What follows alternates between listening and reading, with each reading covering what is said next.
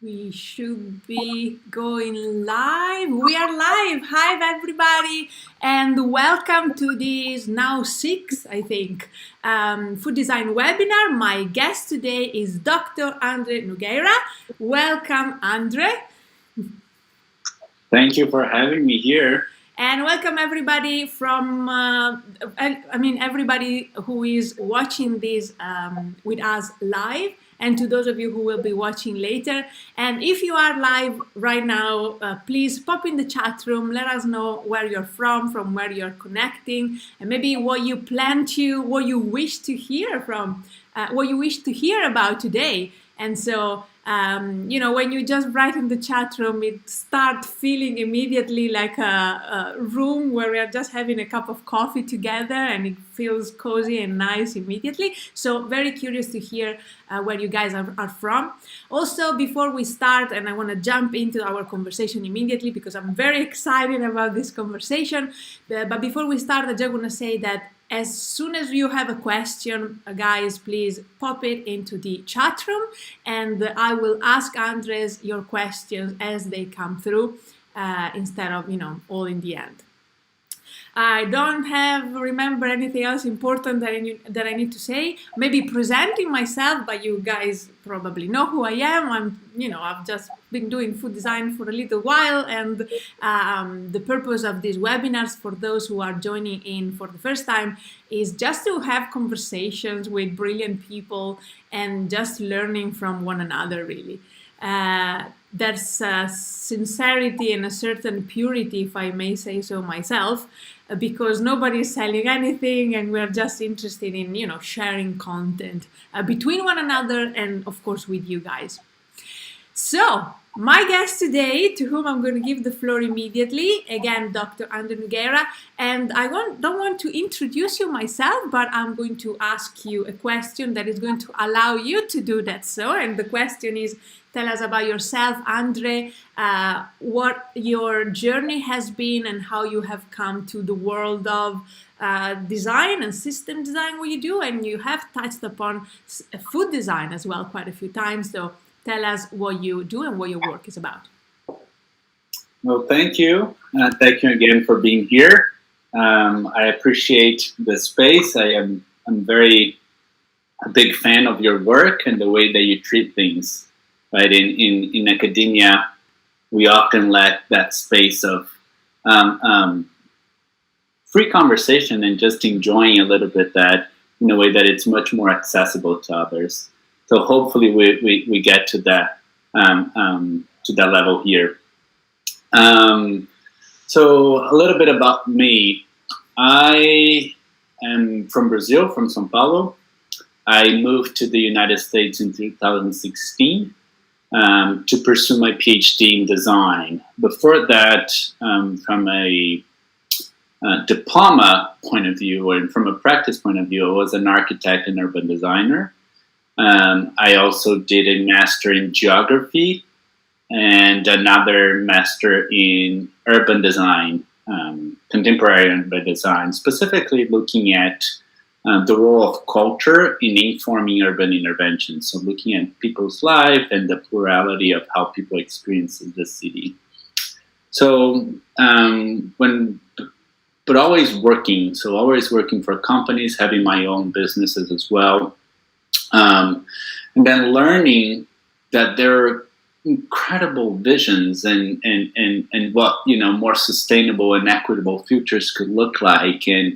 And as soon as we got into the process of achieving them, things started falling apart, and there was not a very good structure for a process and for understanding how to incorporate aspects of that vision into the process in itself. There was a locked-in idea that you would only be able to get to the impact that you want once everything was put into place. So there was a lack of understanding that the process of doing the change is actually the process of creating the change. And I went to the Institute of Design in Chicago to start searching for new ways of bringing criteria, sustainability and equity criteria into innovation processes. And that led me to the School of Public Health in Harvard, where I am working with Patrick Whitney in bringing design to the field of public health as a complementary source of knowledge, if you will. So it doesn't, it's not on a project level, it's actually at the field level. So it's at a knowledge basis. So looking at two main goals. How do we expand the field, the science of public health towards the heuristics of design? So understanding how to deal with the complexity of human behavior and abstraction. And how do we actually start to think about a more formal body of knowledge in the field of design, which also lacks, right? The field of design is very informal. Part of it is because it keeps reinventing itself to be relevant to overcome the problems, the contemporary problems, right, at different times. But in the same way, that fashion manner of progress often leads us to take two steps back before moving forward. There's no theory on prototyping, for example, right? We don't know how to do that in a more rigorous way, in a way that there's actually a body of knowledge to it. So that's a part of our goal as well.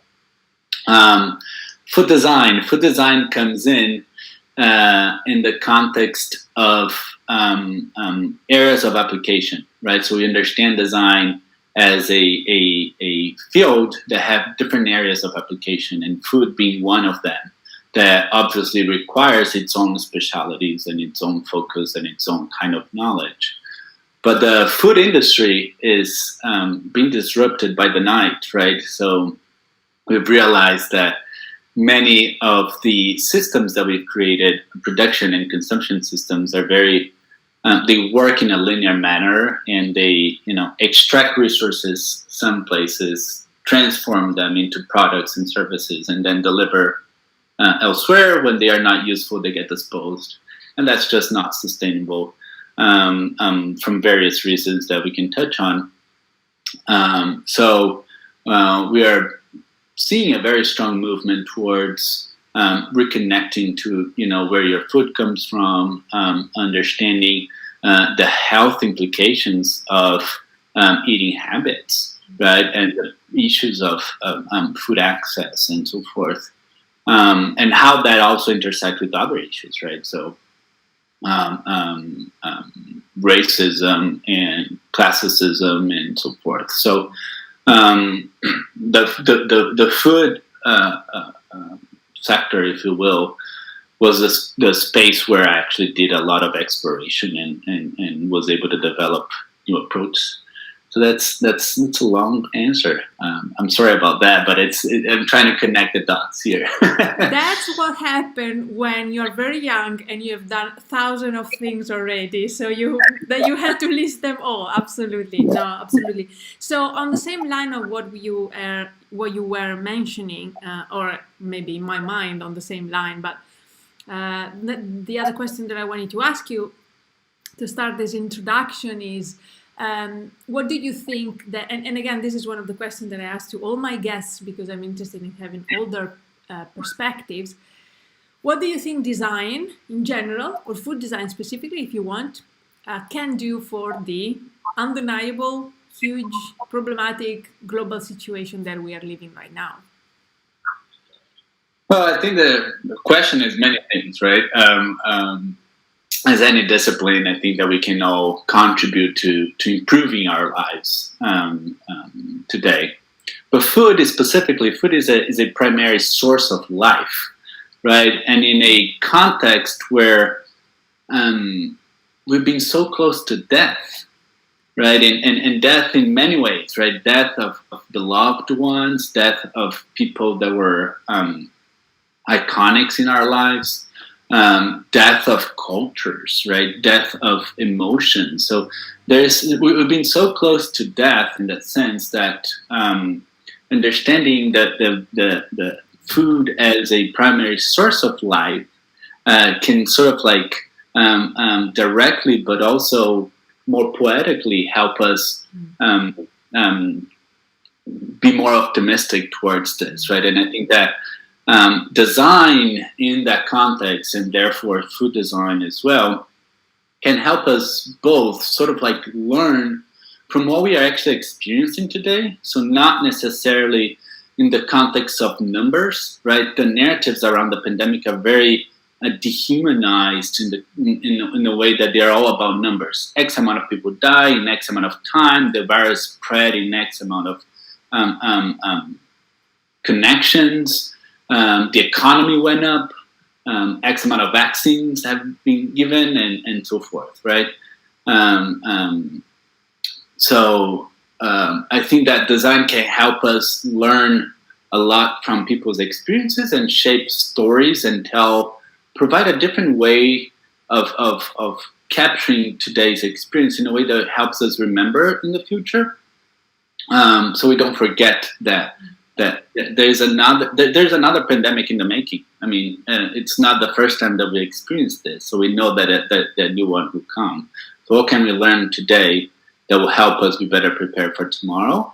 But also, I think that as designers, we need to be optimistic, right? We need to think and understand that there is a better possible future. So design can also bring a little bit of that optimism towards where we should go or where we could go by leveraging design. So I think there's a couple of reflections that I have on that. Definitely, and it popped up into my memory. I remember now something that you did during the first lockdown, and just to show everybody what type of person Andre is, I would like to ask you to tell everybody. Let me give you a hint. First lockdown, maybe so March, April last year, we were all locked in the inside house. You are in the USA, you are in Providence, so you were locked in yourself as well. And it had to do with a little box. Do you remember? Do you want to tell us? A little box. A box at the entrance of your building where you live. And delivery people. Oh yeah, that I was thanking people and giving a little bit of treats for folks, that work in Amazon or other delivery services. I mean, these folks are in the front line and putting their lives at risk, so others could live the so promised convenient lifestyle, right, in urban environments. And I don't know. I just thought that could be an interesting or a way to show a little bit of appreciation. And this actually was gotten interesting because many people in the building started putting stuff for them as well. Yeah. So guys, what he actually did was putting in the entrance, right, the doorway or somewhere close to the entrance door of the building, a box with snacks, food, right? That's what I wanted to get at. Food is the easiest, more comfortable, more heartwarming, little inexpensive gift that we can give one another, with snacks for delivery people who are probably the busiest people during our lockdown, and with a little sign that said, do you remember what it said? It says, thank you. It was like, thank you, and we appreciate this. I hope this, this symbol, gets you through the day. Something like that. Right? But, so can you imagine how I got goosebumps when I saw that on your Instagram? Something so simple that I'm sure has melted many delivery people's hearts. So thank you. Well, somebody didn't melt the chocolate that I left in there because they ate it all, so that was a good thing. Right? Brilliant. And also this little act, I think, to me also speaks of trust. So in this moment, I don't want to say that we got used to this now, because I hope we'll never get used to separation. But in that moment when we were just, in the midst of this separation and everybody at home and closeness, somebody puts out food gifts and somebody else takes them. So there is a trust exchange that to me is beautiful, and it just shows how human beings are meant to connect one way or the other. So We have Moe, who is a chef and graphic designer from Dublin. Wonderful combination. I've never seen that. Interested in the wider world of food design. Welcome, Moe, and thank you for being with us. And then we have Maji, maybe, a food processing engineer from Tunisia. And you learn about me from the conference we had on Wednesday, Food Tech. Excellent. Thank you for being here. And actually, this is a question that maybe I would like to extend to all of you guys in the audience. And if you want to write it in the chat room, what do you think food design or design in general can do for this current situation that we're living globally? I'd like to hear everybody's thoughts and ideas on that. Andre, my third question for you very quickly, because we have a tight schedule. What current trends do you see right now that you are interested about or curious about, or that you think are interesting?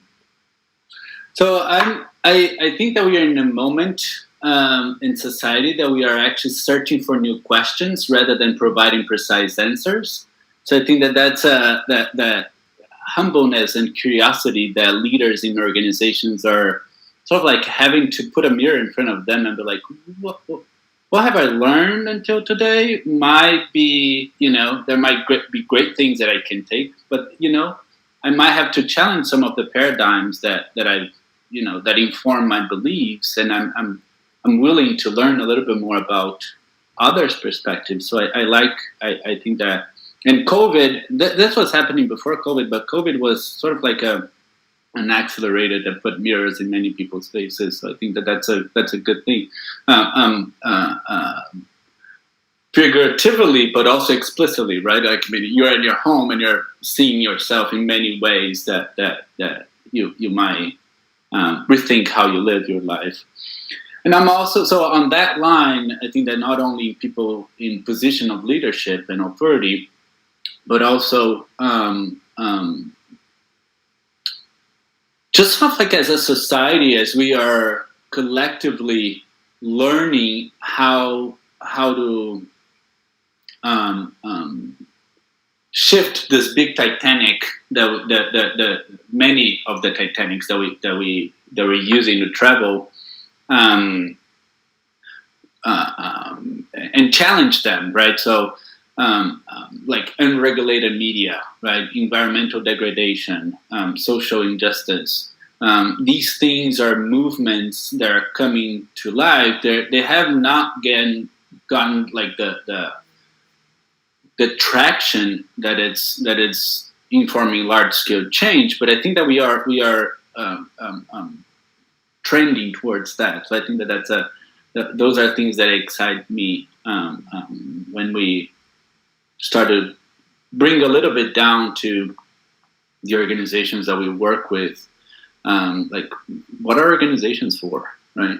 And I think that these questions and leaders in these positions and dealing a little bit with these big issues, what are their roles in it and how they actually help overcome some of these, big challenges of our century are things that excite me the most. Brilliant. Okay, that's it with my introductory questions. We really want to hear from you now, so please tell us what you are working on at the moment. You have a couple of things that I can't wait to hear, and I'm pretty sure that they're going to be gold for people in the audience and for me as well, for those of us who want to do a little bit of this food design and we are working within the industry, etc. Please, Andre, the floor is yours. So what I'm going to present today is I'm not going to focus on case studies. I'm not going to focus on specific situations, but what I'm going to focus on is predominantly on organizational behavior at a very high level, and then share a little bit of the design model that we're developing to start to think about ways to formalize some of the core aspects of design and provide a way of moving forward in the face of the uncertainty of today. So that's a bit of the high level view of this conversation, where we the core argument here is that we want to be more roughly right than precisely wrong. So when we don't know what to ask, we shouldn't stop ourselves from asking or from moving forward, but understanding that you as you're moving forward, you're learning about it, and you be more comfortable with being roughly right than precisely wrong, meaning doing all research, planning, and everything beforehand, and then taking silver bullet action that ends up being precisely wrong. We've seen that before.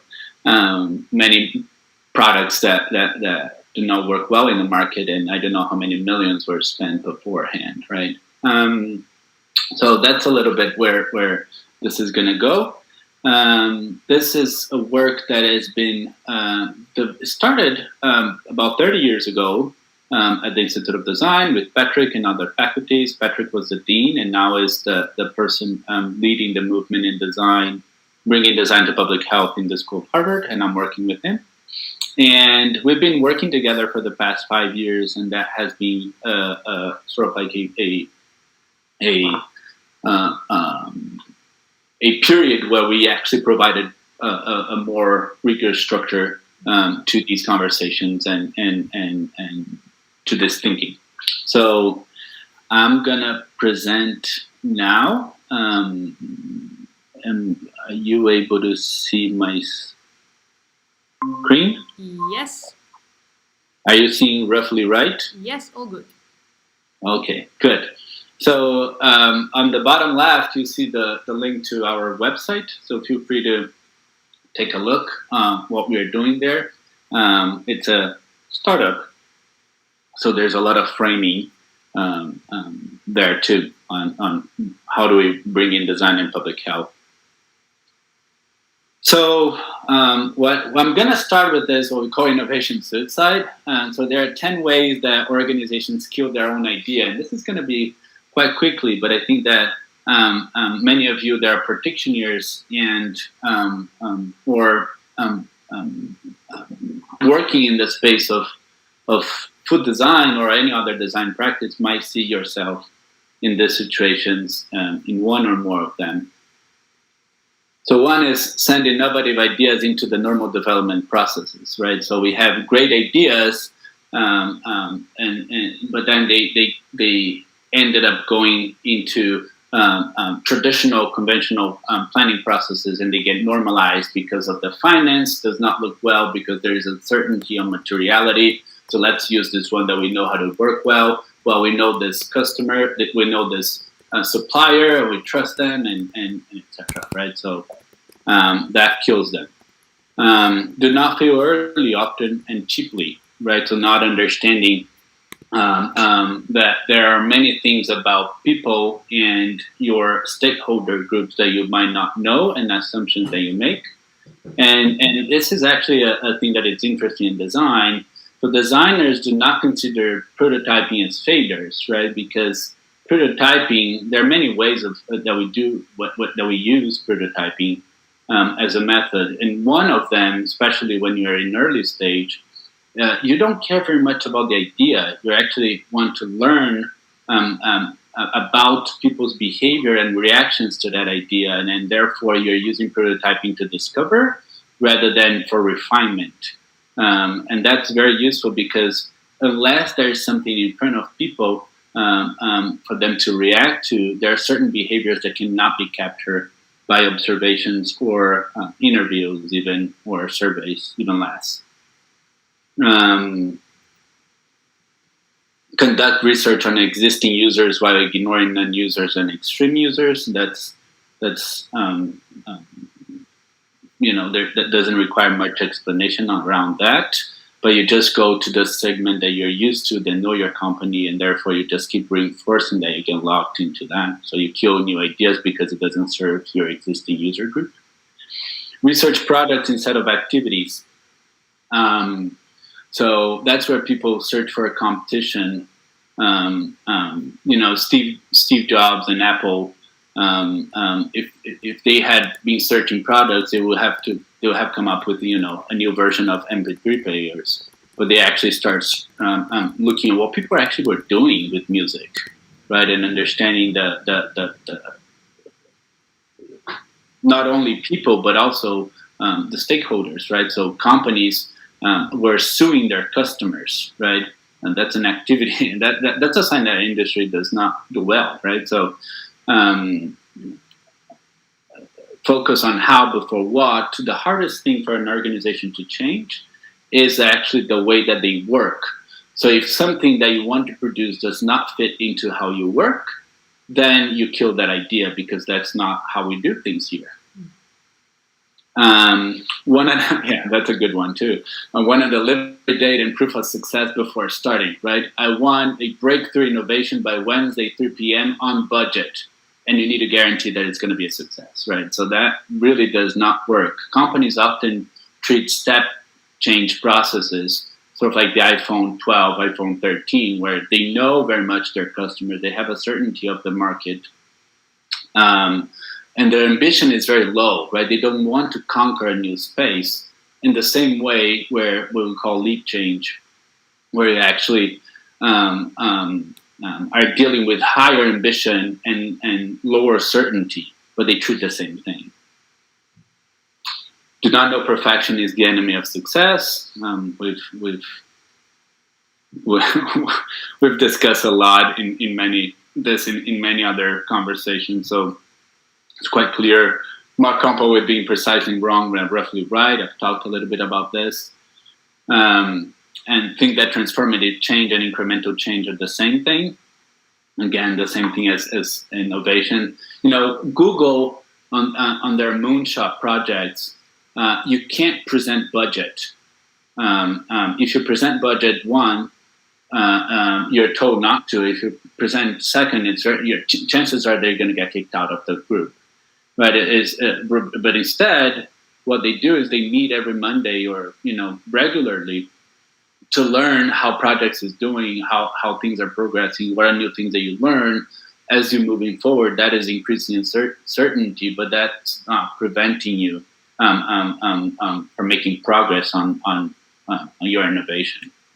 And last thing, that's my favorite one. So it's one innovation as long as it doesn't require change, right? We've all been there, private, public sector, ourselves, right? We all want to change our behavior as long as we don't have to change our behavior. So that's a little bit on the innovation suicide, and I think that several companies will see themselves in here. What I want to jump into, that's another, that's the context, right? So organizations race forwards towards new business models and technology, but they look backwards at solutions to yesterday challenges. So they try to overcome what exists today rather than think about where they want to go in the future. Obviously, you have to deal with today problems, but if you don't know where you want to go and you don't have criteria for getting that, it's important that you ended up normalizing your processes again, right? So it's important that you move forward, facing forward. So I'm going to talk a little bit about. So that was a bit of organization behavior, very high level on innovation processes, and I'm going to talk a little bit about this innovation gap right now. But you see two axes here. You see organization know-how, and then time, right? So before, when design was mostly contributing with arts and craft, there's economy of scarcity. These things were stable, right? The local artisan will know their customer, will know what they want, will create a spoon specifically to that. There's an agreement on the price. There's not much competition. There's few artisans in certain villages, and they knew how to use it. The technology was clear.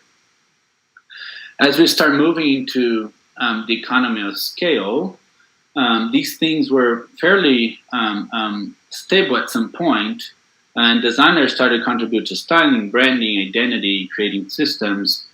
But what happened over time is that we increase our know-how on how to make things real and our production capability. And why will it create value? There are many business models and ways of selling and marketing those things. But we reduce our knowledge about patterns of daily life. People start to have more options because we achieved that through overproduction. Organizations start not understanding how people are living their life because more organizations came to play. The competition increased.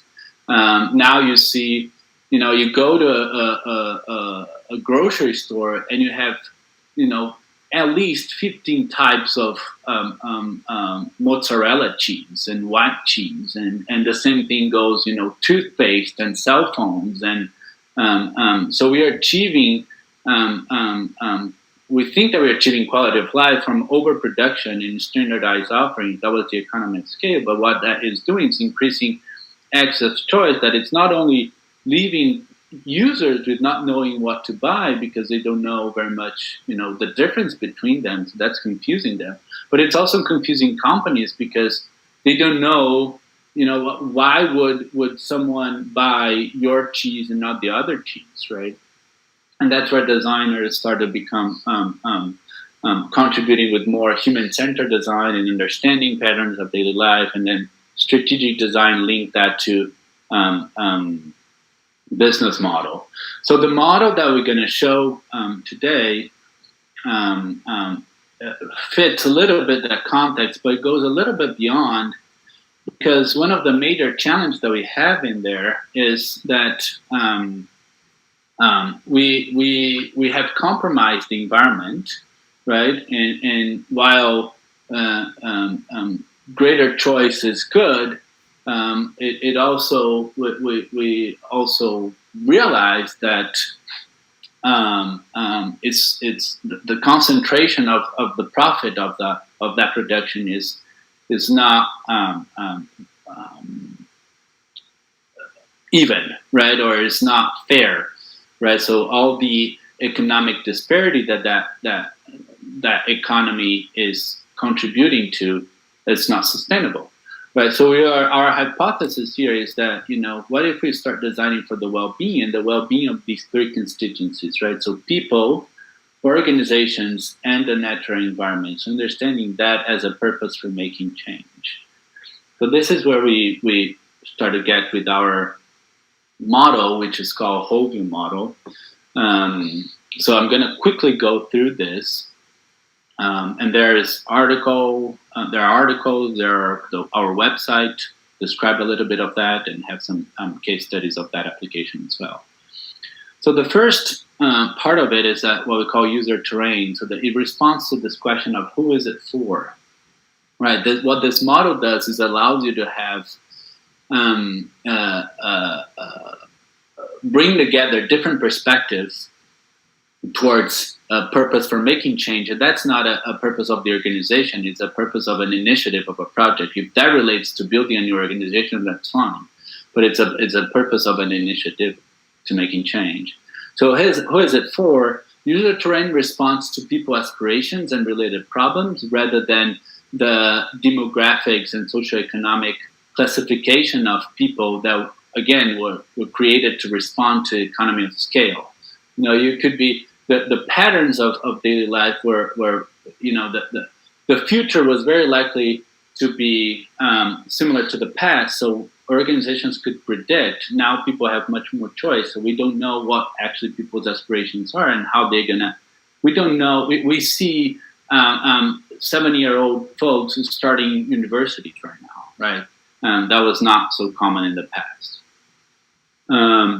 Poems, what are the offerings? What are you actually going to make? So poems is an acronym for people, objects, environment, messages, and services. And people as offerings, staff, faculty, doctors, people that get trained to, and they are offered to users, right?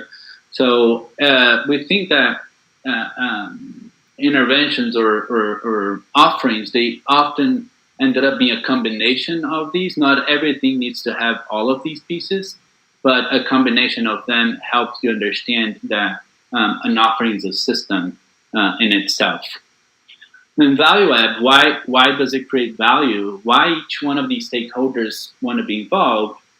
And that shows value. We consider value here not only financial, monetary aspects, but also access, support, knowledge. These are all different types of value. They can be tangible and intangible that organizations are interested in exchanging and forming a network around an initiative. Organization territory, what business are we in? This is another one. Nike was initially in the business of sportswear, right? So creating running shoes and then athlete clothes and etc. But once Nike started to realize that they were actually in the business of active living, not shoes, that was a big breakthrough for them, and they started creating exercising apps and running clubs and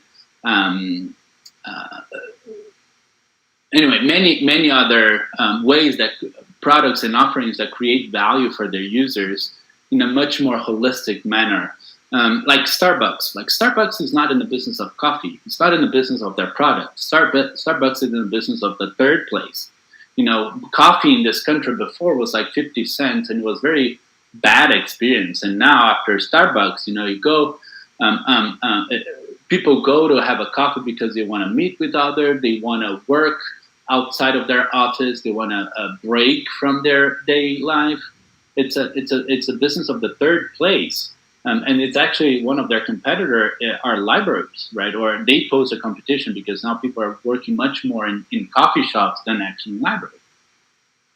So these are all external forces that influence the reason why we would want to make change in an initiative. And then I'm going to talk a little bit about some of the internal forces. How ambitious is our project? Again, that talks a little bit about the certainty and ambition in where can you situate your initiative in a way that you recognize that different approaches will be necessary internally to succeed in that venture. Competency flow, that relates to operations. And what are the things that you actually need to be good at? Patrick worked with several companies in this context, and we've done that too now with environmental conservation models in the United States, where this is the hardest thing. Things that you're good at or things that you need to be good at. How do you change? How do you recognize that? But that's critical for you to actually make something real, to realize change. And one of the biggest mistakes that organizations do is that they think that they need to outsource many of the capabilities, the new capabilities that are needed, and not develop internally. That over time, that might be a short-term solution, but over time, you need to develop things internally, otherwise they become cost prohibitive.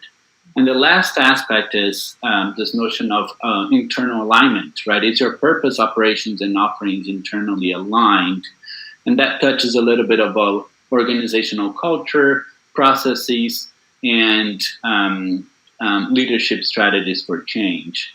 Combine these things, form these three: competency flow, levels of innovation, and strategy pyramid, helps us understand indicators of internal fitness. We talked a little bit about this notion of in business and economics, and there are lots of metrics of success. And we're all for things that can be measured if they are the right things to measure. There's a program that was delivering books for low-income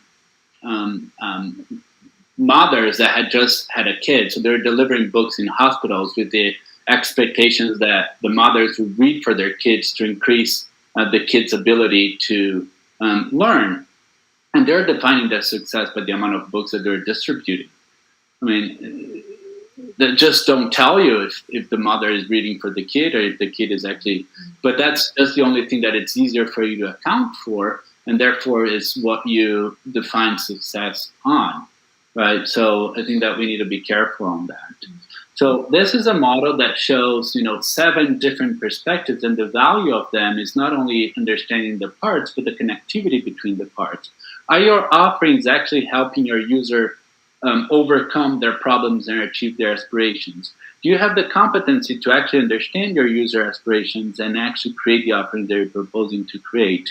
Can you actually engage with the stakeholders that you're interested in engaging? Do that stakeholder perceive you, the value they create in the same way that you do?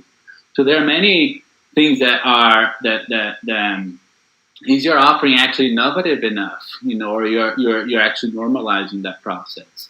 So who else is a competitor for you? Farmers Market did not understand the combination of Amazon and Whole Foods as a competition for them, but it is, right? So these are frameworks, these are ways of organizing. This is a content model, not necessarily a process model, things that you need to be watching for. And here are a series of methods, which means actions that we might take in order to generate content that then get organized in the frameworks. So I talked a little bit about that behavior prototype, right? So prototype for behavior. I talked a little bit about observing people in their daily life and try to learn from that as it relates to pattern of daily life. Co-designing, when they're bringing folks together to co-create a solution or to co-design an analysis and etc. So these are different actions that we can take.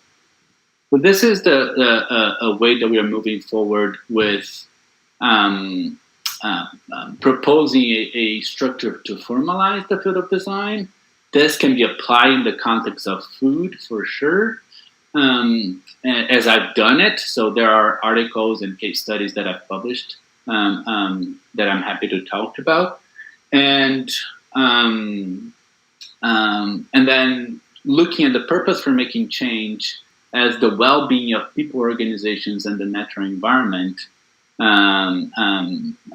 that starts to really align with public health and other fields aiming to overcome some of the problems that I mentioned, sort of like as the unregulated media, environmental degradation, social injustice, and so forth. So I will understand this is conceptual and this is methodological, but this is my interest here was to introduce at a very high level the model and its usefulness. Right, this model is not useful if you're doing step change. Right, when you know what questions you should be asking. But if you're doing leap change and you're trying to understand a little bit better where you should be paying attention to and to what you should be paying attention to, then this model, when applied early on, can help you have a more holistic and integrative view of the opportunity at hand, and ask and have that question that it's inevitable in any innovation process, which is, oh, I didn't know that that's what you meant. You want to have that early on, not later on, right? So using this to have within an organization to have operational folks coming in and bringing, marketing aspects and product development and strategy, all integrated into understanding what is the actual purpose for doing that, and using this model as a way of working can help you also manage progress, because changing one of the content of these frameworks will imply a change in many others. So I will stop here and see you again because hello. Oh, thank you so much. I loved it. I mean, that we kind of speak the same language when we talk about design in terms of, design theory. And it's what I do with my work. It's similar, not the same things, but it's with food design thinking for me as well. It's, the how do we do things, how do we design, which is I have a model, you have another model that can absolutely go together and be overlapped all the time. And the reason why I wanted to get you here is because it's this is the stuff that is less available to food designers for whatever reason in this society, but that is amongst the most useful, because if you have a strong process, if you have a strong vision which can be based on your model, for example, it's just easier. You're just going to know what to do. And so I love it, and I think this it has tremendous values. We only have a few more minutes because you have teaching to do and you have to go, but we have one quick question from Amitai, if I pronounce that correctly. Andre, is there a difference between outliers to extreme users / non-users for the purpose of innovation? Or are you saying we should include outliers in our discovery process? I think it's it has to do with the first part of your presentation, please. I think that so short answer is yes, depending upon what is the line they're dividing on who is out, who is in, right? So outliers imply that there's a line, that you're beyond that line, meaning you're outside of the scope of that work. And there are many reasons and structures that classify people as outliers, right? From aspects of racism, classicism, and sexism, and any others, to aspect of socioeconomic status, to geographic regions, to purchasing power, and etc. So understanding a little bit that landscape, it's basically getting out of your comfort zone to understand where is an opportunity to create value that you haven't tapped into, right? And you have higher chances to do that if you looked at I tend to call extreme users, because we as a society, we are so diverse that it's hard for you to exclude a whole segment for whatever reason you want to call it. You know, there is always going to be people that are using or benefiting from some of these. If you're a big company, of course. If you're a smaller company, that might be an issue of scale rather than an issue of choice. So I think that's a bit of the answer towards that. Thank you so much, Andre. There are a couple of questions that ask more or less the same thing. I'm going to join them together. There's a couple of people who are asking how they can apply this model to their business and what they do, and specifically if there are any resources. So, and this also joins with the previous question. Any link that you want to share with us, Andre, about, first of all, the link of the website, the design lab where you are.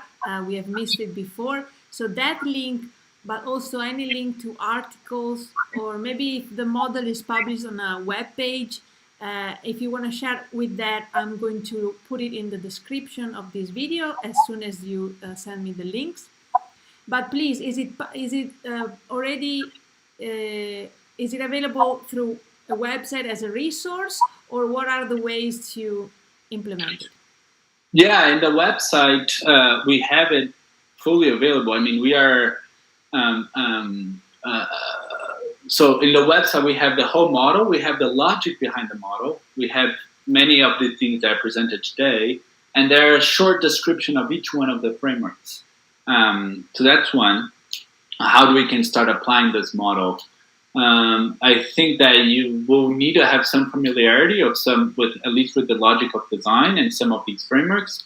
more on the logic, because the frameworks in itself, they have their own logic that fits into the logic of design. So being able to understand a little bit that space. And I would recommend thinking about this in at least in pairs. Because when you have someone to talk to, not only expand your way of understanding things, but also as a way of thinking about something. And as a company, this model integrates different aspects of organizations that tend to be siloed or be integrated later on. If you have a capability of doing that as in the early process of an initiative, I guarantee you're going to save so much resources, money, but also human resources and many other things that sometimes get in the way of actually achieving breakthrough ideas. Brilliant. Thank you so much, Andre. I'm going to let you go because you have teachings to do and I have a couple of questions, but it doesn't matter. Listen, thank you for your time and thank you for sharing this model with us.